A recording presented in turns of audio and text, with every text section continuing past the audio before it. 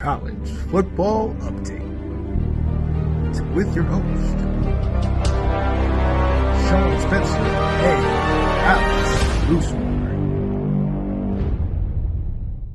We mentioned it last Saturday, and we're going to keep this thing going. Contenders or pretenders. My man Alex said, we are a third of the season already done, getting into the thick of it, getting into conference play. So we really are going to start to see who will be a contender and who is a pretender. Ben said, my philosophy with college hits it right coaches, on the head here. The majority are making seven figures. Got to win, especially against mid majors. Yes, 100%. Win the games you're supposed to win. Absolutely. Yeah. Good take on Nico right there. It's over for South Carolina. Ooh, well, we were kind of thinking about that. All right, we're gonna go with it. Contenders or pretenders. There's been a lot of talk about this, Alex, in our group chats and all over social media and all college. John Mateer, the transfer quarterback to OU, helped OU to the great start they've had and got them a big win over Auburn this past weekend. Apparently, he got hurt he broke a bone in his thumb or his throwing hand? Broke a bone in his throwing hand in the first quarter of that game against Auburn, played through it. He either had surgery or is about to have surgery on that throwing hand to fix that bone. Is expected to be out for about a month. Oof. So that's going to be a number of matchups. Believe they played the Red River Shootout in that time? Yeah, so the 4-week schedule here is they're on the bye this week. Mm-hmm. They host Kent State, then Red River, then they're at South Carolina. And it's going to be interesting. Those are some games that you're going to need. But so there it is. Before we knew this, I think we could have leaned towards contenders. But now that we know that they're going to be out, shout out to Lawrence saying Mateer is the real deal. Are they contenders or pretenders? Right? I thought he was running away with the Heisman up to this point. I'm still going to say Oklahoma's a contender. Ooh, I like that. Venables has his defense playing at a very high level right now. Anthony Hawkins, while he's not the kind of not the level of quarterback that John Mateer is, because there's very few playing at that level right now, if any, that are playing at the level of John Mateer right now. Hawkins is the same style of quarterback. He's that mobile guy, has a good enough arm, isn't going to wow you with his arm, but can get the job done. And my thought process is as well, if you lose that Texas game, rivalry game, top 10 opponent, it's not great, but it's something you can work around. You just got to be perfect the rest of the way. Right. So they can still be a contender with that loss, but they're a contender on the verge of sliding out. Yes. And these next couple weeks are going to be very telling to see if they can continue it, especially without him, and then what happens once he comes back. But yeah, I like this. Ben says, I'm going to say Oklahoma is a pre-contender. They're in the books. They're in there. They're in there. We'll see. Look, we're going to move on. Next one got a big win over a former team that I supported. Some people call them little brother. I'm not there yet. Yeah, I'm getting there. Right here. I'm getting there. All right. Oh, Michigan State took the L to USC.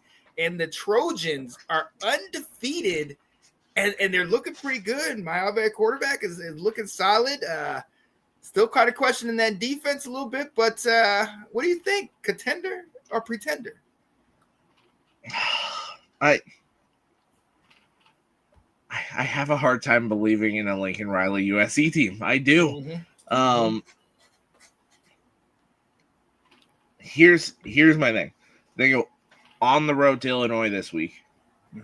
Then they have a bye. Then they host us. Then go to Notre Dame. Then go, then bye. Then to Nebraska. So that's a pretty rough 4 games in 6-7 weeks. I'm going to say pretender, because I don't think I think they could beat Illinois. I don't think they beat us, and I don't think they beat Notre Dame. Like you said, I don't trust their defense. Maeva and that offense are going to pose problems for everybody on their schedule because it's the Lincoln Riley offense. It looks great against pretty much everybody.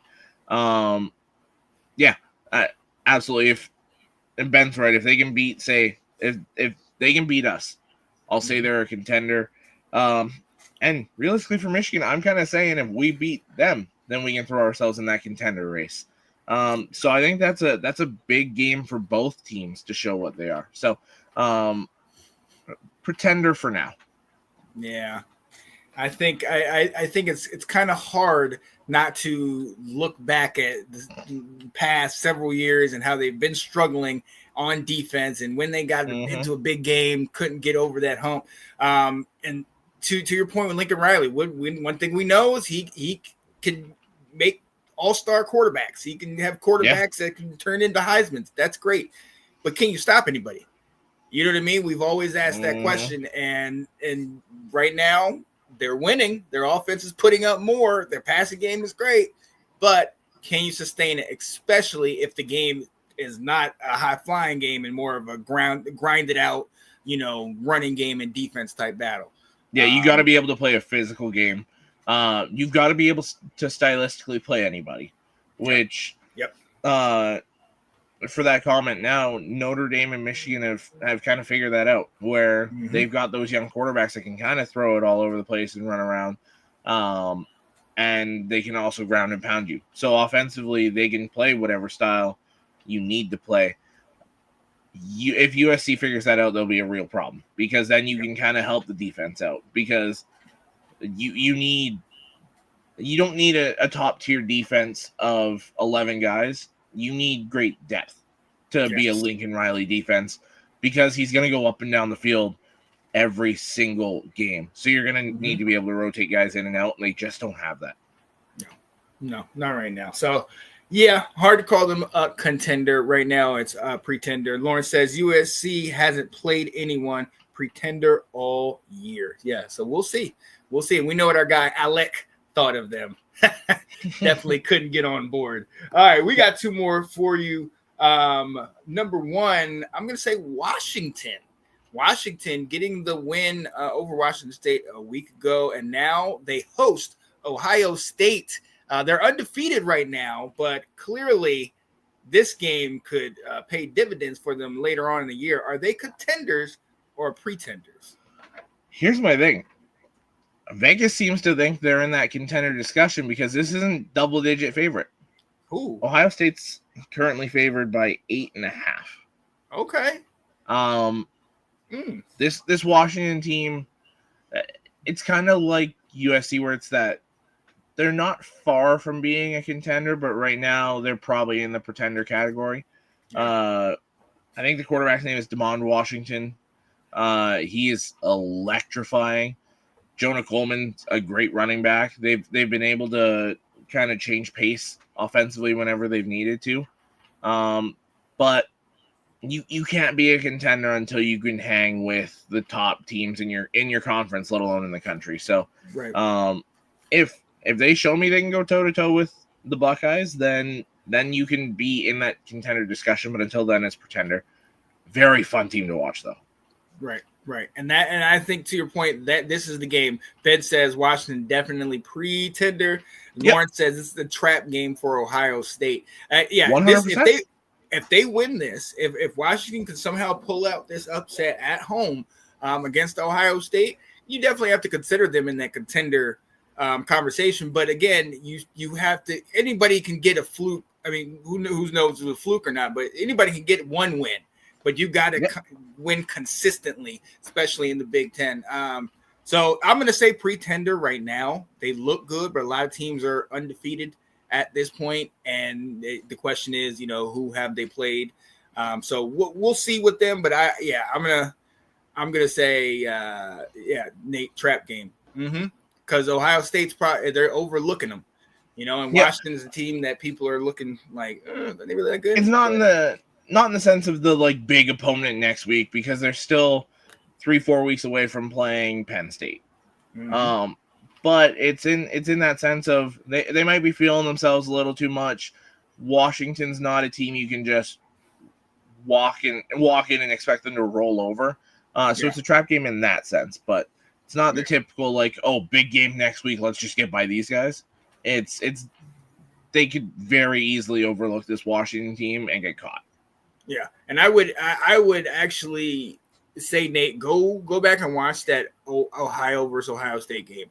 Ohio, the score is not as indicative of the game as much to me, because Ohio was in that game. Ohio was giving Ohio State all they can handle, and then eventually Ohio State pulled away.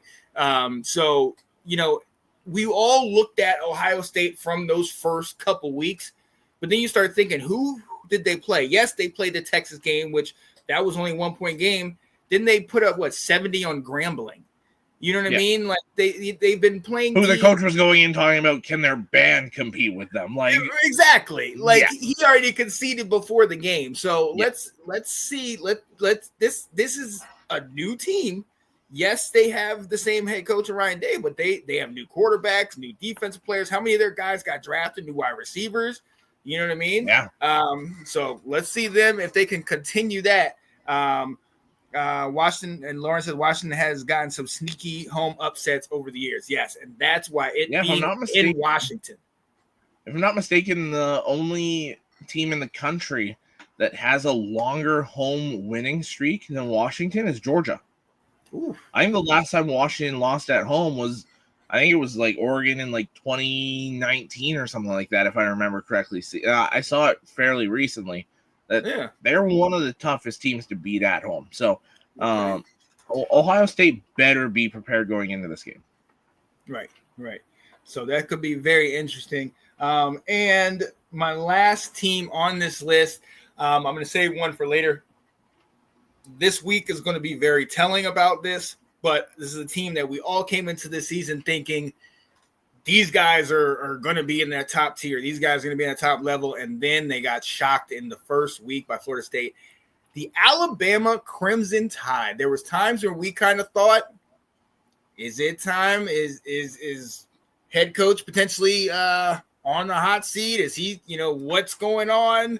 He's not Saban. Will was pounding the table so hard for. Right. Get him out of here after that loss to Florida State. And then obviously we've seen what they've been able to do. They had a bye week this recent week and had lost 2 or 3 spots in the poll, but they could make it all up playing Georgia this weekend. So I guess we got to ask the question, is Alabama, are they still contenders, or have they moved down to the pretender side of things? No, they're absolutely a contender. It's just Florida State we've seen since then. Florida State's legit. Florida State is a top 10 team in the country. They're playing like it. And Alabama went in thinking it was going to be easy and got the doors beat off them. So, but then since then they figured it out. Ty Simpson has looked good, maybe even better than good, playing quarterback for them.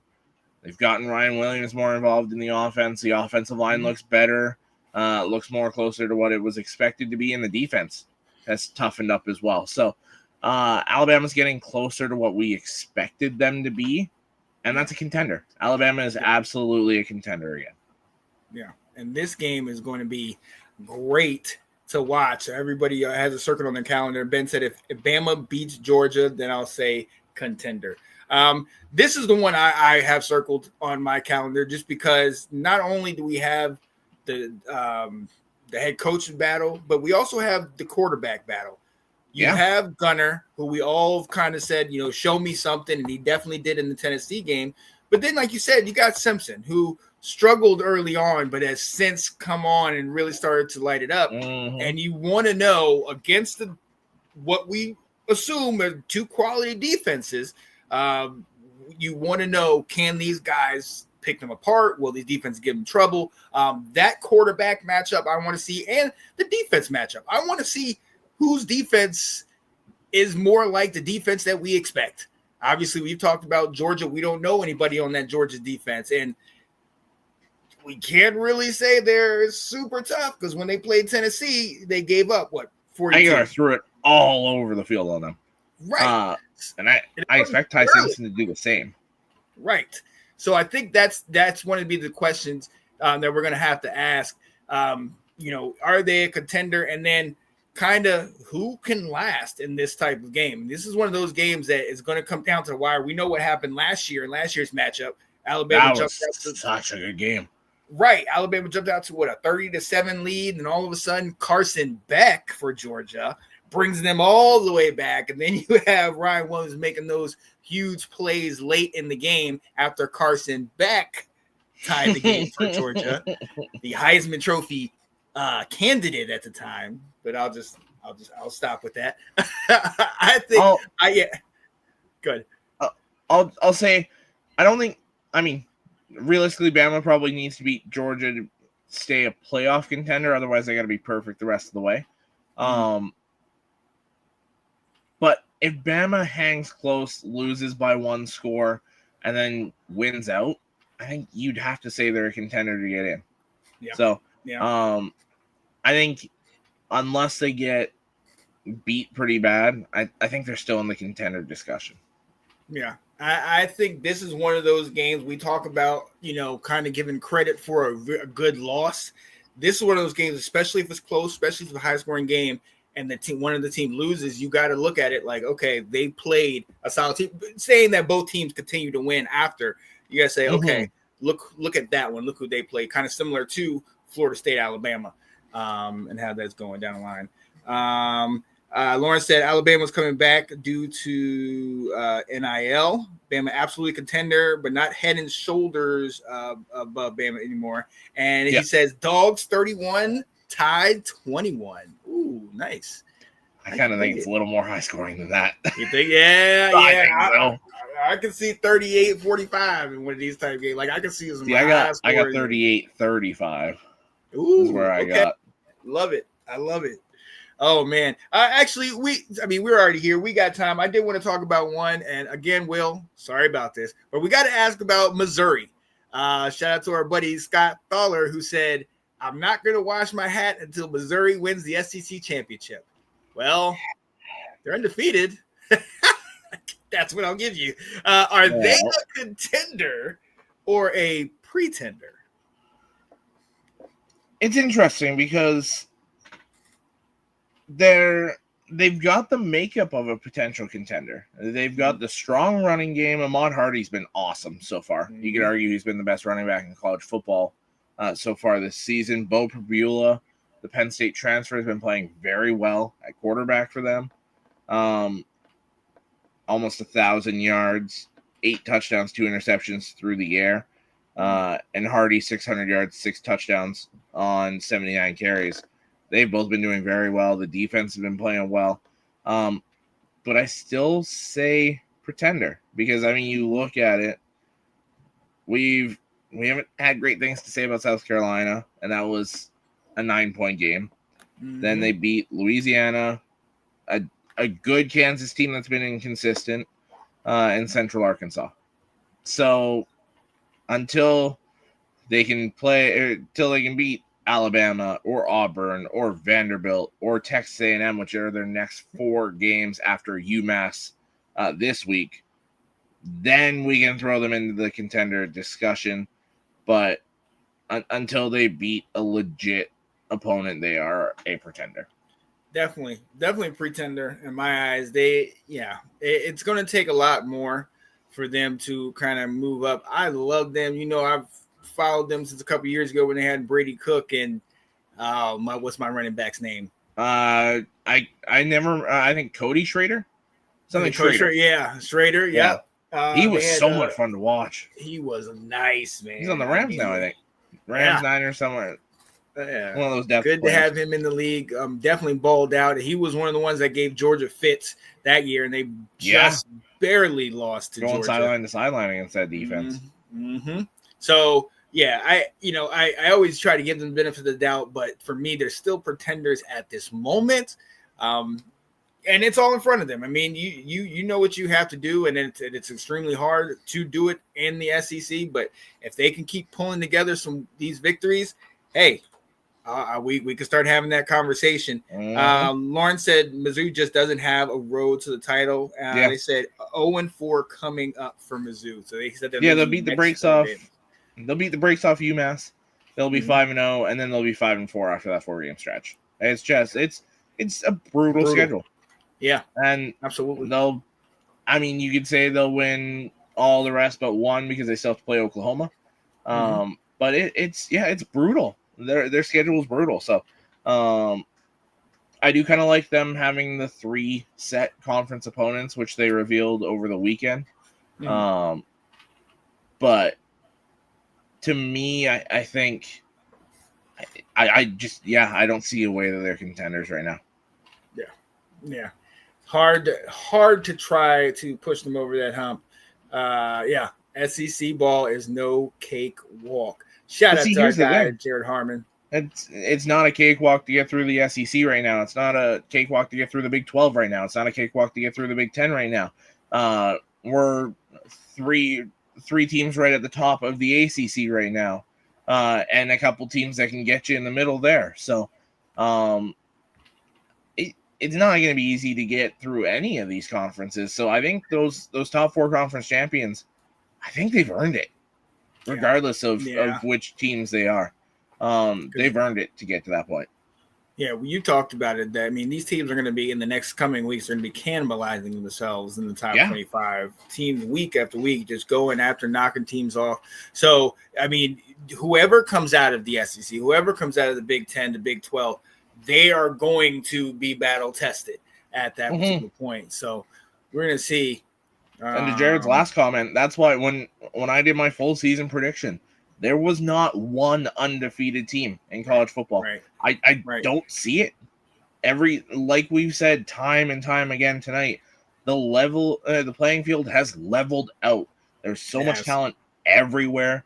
The gap between the elites and everyone else has vastly shrunk.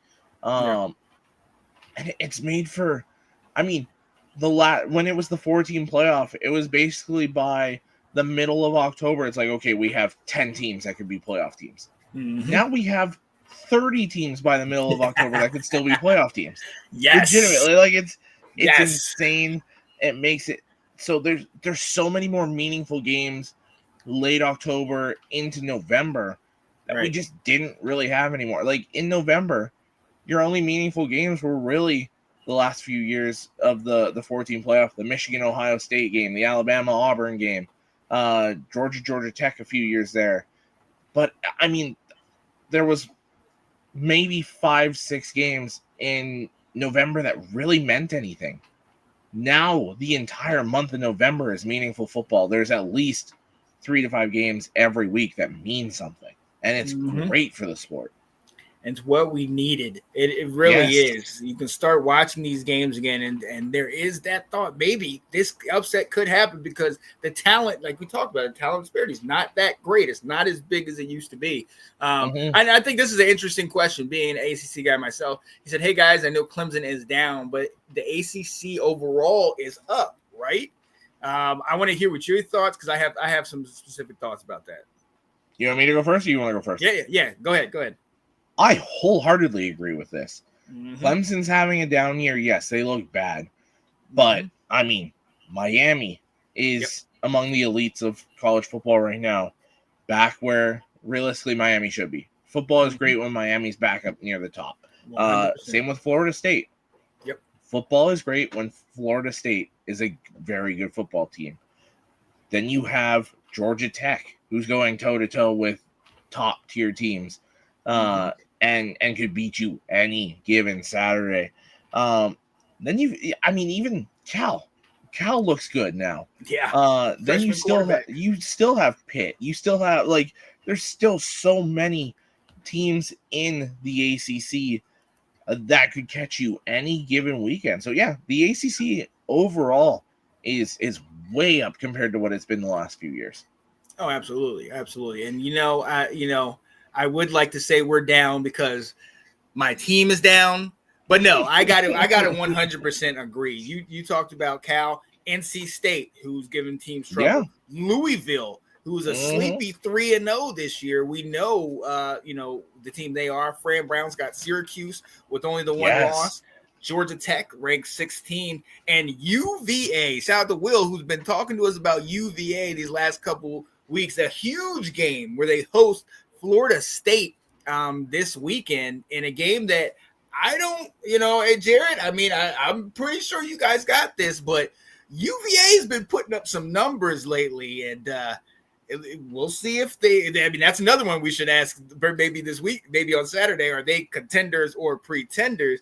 But I think that game is going to show kind of how good they are. But to your point, I saw your last comment. I disagree with that. But to your point, I definitely think the ACC is on the rise. You hate weeknight games. I love weeknight games. Come on, give me some action on a Tuesday. Here's the thing with the ACC right now is even last year with the 12-team playoff structure, where you have the 5 locked-in teams, it was okay. You'll pretty much have 3 or 4 Big Ten teams. You'll pretty much have 3 or 4 SEC teams. Notre Dame will take one of the wild card spots, and that's basically it. Then it's basically the conference champions the rest of the way. There's a very strong case for 2 teams out of the Big 12, 2 teams out of the ACC, even 3 teams out of either of those conferences, and the Big 10 and the SEC maybe only getting 2 or 3. So I again, that speaks to how good college football as a whole is right now, where it's, I mean, the elite of the elite still seem to be from those 2 conferences, but you're getting so many more teams in the discussion, and anything can happen on any of those playoff games. So, as far as these conferences go, they've got multiple playoff contenders in the ACC and in the Big 12. Right. And again, like Alex alluded to earlier, a lot of these teams will cannibalize each other. So a lot of these 3-1, 3-0, 4-0 starts might not look as great a couple weeks down the line, but the talent playing each other is going to be huge. And I don't even want to talk about how disappointed I am about UNC. This is embarrassing. I said it before. It is embarrassing.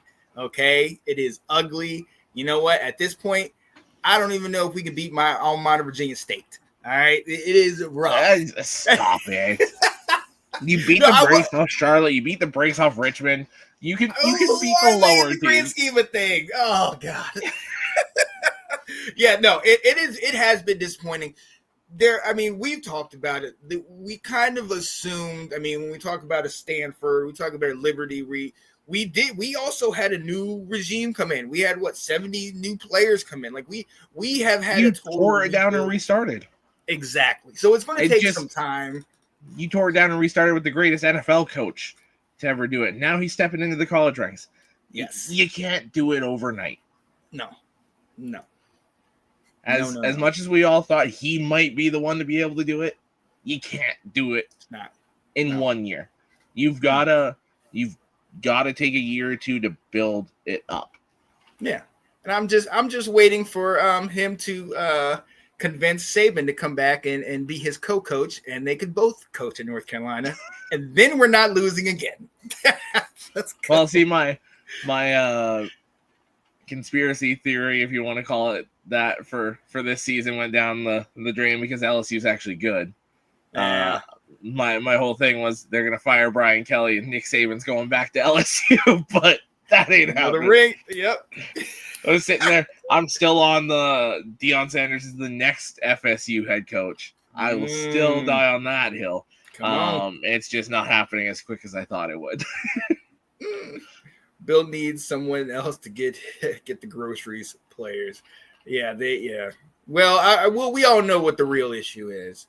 There's somebody that has a little bit too much power in Chapel Hill. And I don't even have to say her name because I don't want to get fined. If I say her name too many times, I will get fined. That's how things work at UNC now.